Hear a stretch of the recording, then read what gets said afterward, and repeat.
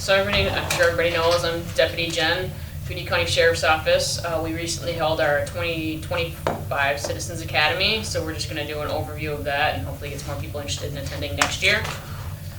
With me is Ray, who has been through the academy a few times and was with us again for this last one. So he can. Yeah, I missed half of them this time because my hearing aids were down and I got these sinuses, I can't get rid of them, so I didn't even feel like leaving home a few times. I missed the best one, the last one. Yeah, that was a good one. Yeah. And well, the one where we went through the jail, I missed that one too. Yeah, that was a good one I've been too. to that one before, that's a great one. Yeah. So basically on the first day we met in Wanamingo. We tried to spread these throughout the county a little bit just to give everybody a little bit easier access and always having everybody come to Red Wing. So the first day we met in Wanamingo, and unfortunately it was a snowstorm, so we didn't have that great of a turnout for that first one. But we did introductions, and then we did a Q&A with Sheriff Kelly and Deputy Chief Haneke. And I think it was about 2 hours that we talked about, you know, they could ask whatever questions they wanted. The sheriff had a presentation that he gave about the sheriff's office and his history.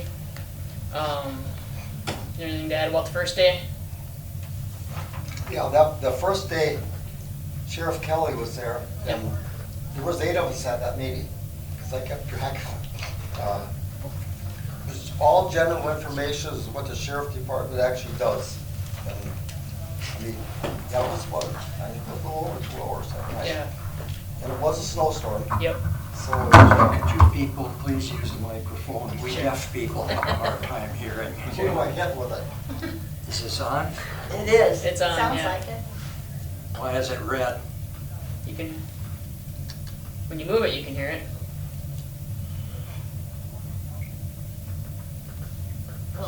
Should I talk to it like I'm at home? Yeah. There you go. Then I'd be on the air though if I talked like You that. don't have to hold that's- it in your mouth. That's, Yeah, talk right into it, Ray. yeah, that's much better. Like this here? Yeah. Yeah, there you go. Beautiful. What am I supposed to talk about? I already said what I was gonna say. It was just general information what the sheriff's office does. Of all the, it's unreal the different departments that the sheriff's department has. And everybody's got a job and it's unreal. It's when you don't realize what these guys do until you actually go through something like this, because there's a lot of specialized stuff to do in this program.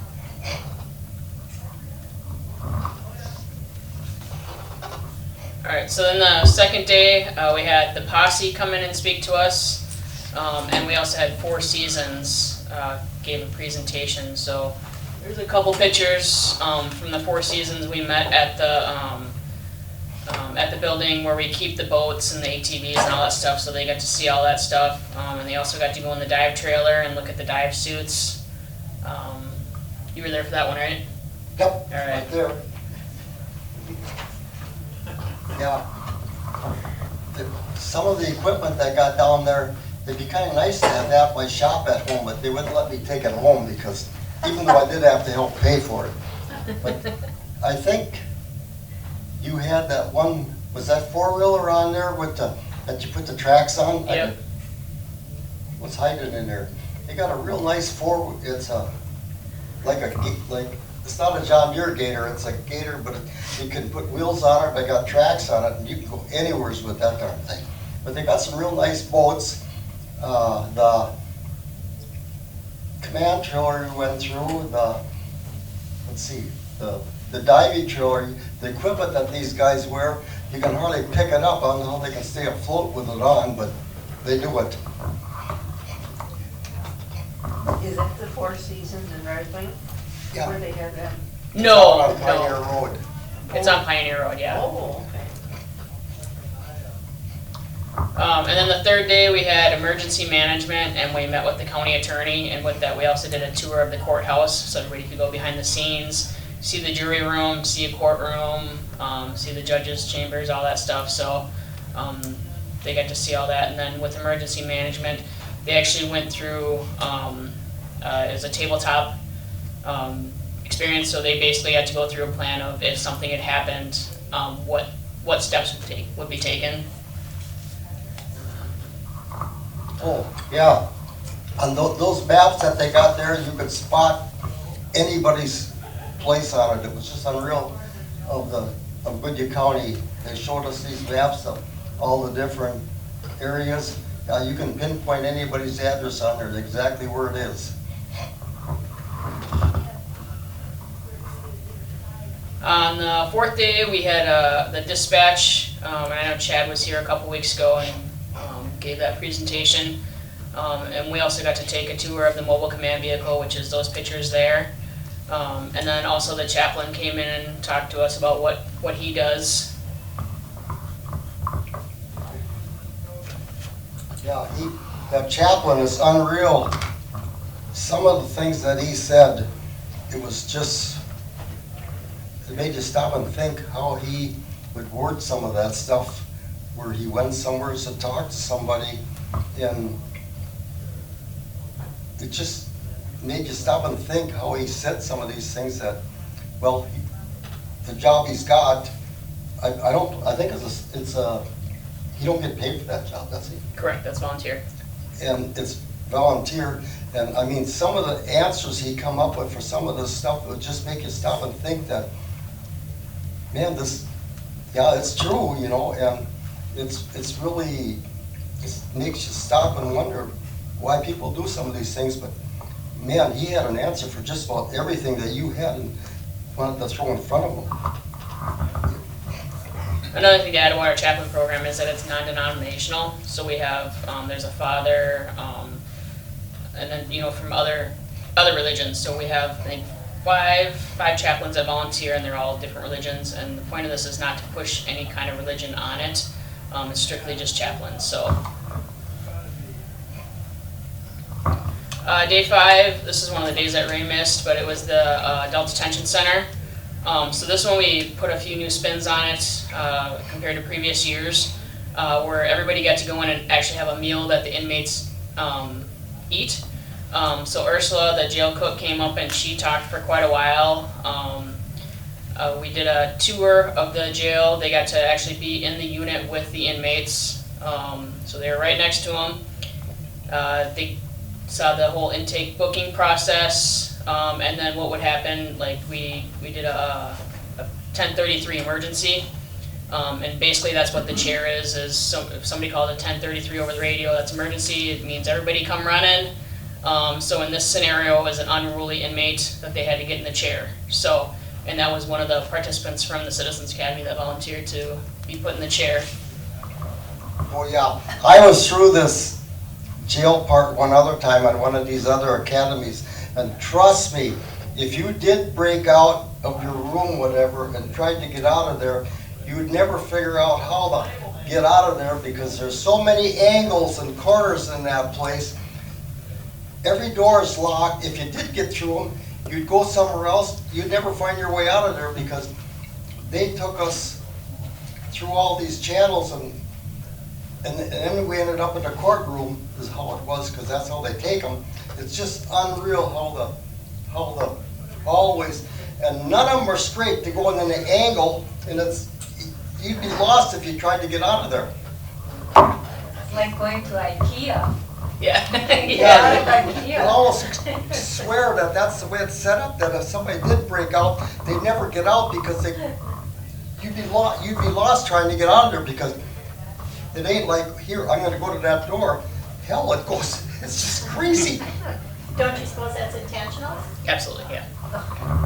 But knowing it after being in there, because I worked in the jail before I went to patrol, it's really easy. The main level is really just a square with the units kind of off to the corners, but every door is locked. So We had an author here, a crime novelist, and he was basing his next book on that area, Red Wing, and so I made an appointment and we went through the jail and everything so he could write about it appropriately in his book, which was published a couple years ago.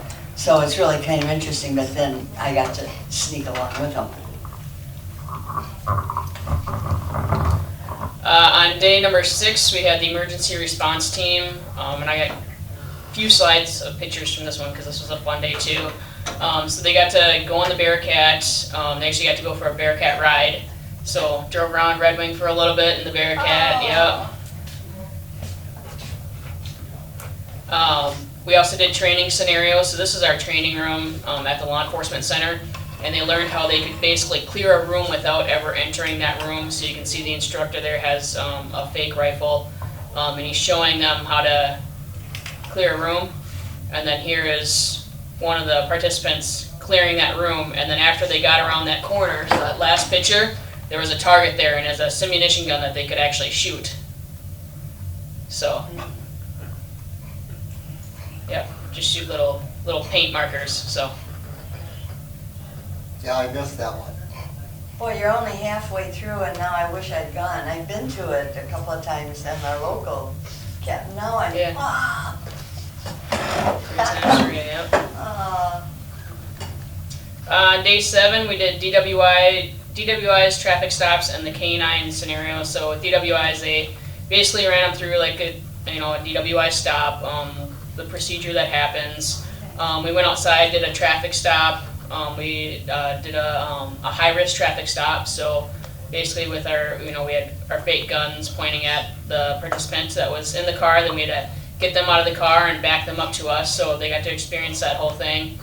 And then with K9, at this time we only had our jail K9, who was just near the end of his training, so not quite trained in yet, but still a really good topic, and everybody seemed to enjoy that. And this one we did in Zumbrota, like I said earlier, just kind of trying to spread them out throughout the county a little bit. So, you have anything to add about that one? No, I missed that one. I missed that one, all right. Yep, that drone one. And then day 8, we did the Milo system and investigations. Unfortunately, so investigations was supposed to be a whole session, but we had to cut it in half because one of the sessions got canceled due to a snowstorm. So we had to kind of combine these. So investigations got cut in half, which was kind of disappointing because they didn't get to get as hands-on as we wanted them to. But we have that figured out for next year. We'll have a backup day plan just in case we do have to cancel a day again. So basically the Milo system is it runs you through a big screen. You can see the instructor there he's holding a fake gun that actually connects to the screen, so you can, it runs you through a scenario where you have to decide, are you going to shoot this person or not shoot this person? And it all goes very, very fast, so. That to me was one of the most important ones to see, because making a decision and some of the scenarios where there's a car stopped at the side of the road, should you stop to help them? Mm-hmm. Or are people going to be hidden in the woods and come out and attack you? And all these scenarios. Oh. Is that the same as that shoot, don't shoot? Yep. Because we had that when we had our conference down at Prairie Island that Right. time. In, TRIAD. was that 16 or 15? We had that, some of us got to go through that word, shoot or don't shoot, whether you should shoot this guy or not. That was very interesting. It was either, do you shoot them or is he going to shoot you? And you shoot to stop, not to kill. This is what I was told. You shoot to stop. Stop. So in other words, you try to hit him in the leg or something else, or? No. No, they didn't say that. No, it's deadly force, so if you shoot somebody, it's a whole different topic to get into. Yeah, okay, So. we'll do that some other time. Yeah, the biggest part of the body would be where you go. Yep. There was one of them down by Albert Lee last night. Did you hear that? No. East of Albert Lee, it was on the news this morning. It was a domestic abuse. Evidently, this guy must have shot his wife or girlfriend or something. And he left and he took off and he come back and they had him on the run or whatever. It was like 7 o'clock or 7:30 last night. It was on the news this morning. And when he got out of the car, one of the officers shot him and killed him, so there was 2 of them dead on that one. That was this morning, it was on the news. It was domestic. He didn't gain nothing by that, did he? I understand. Those are the most dangerous ones to go to. Yep. And then the last day we had a day at the range where we grilled up food for everybody. So everybody got burgers and hot dogs and chips. We also had the drone there, so our drone went up and did took a bunch of pictures, and everybody got to see how good that drone is, how steady it is. It was a very windy day, and the drone was it looked like it was affixed to something. It was solid. So everybody got to take their turn.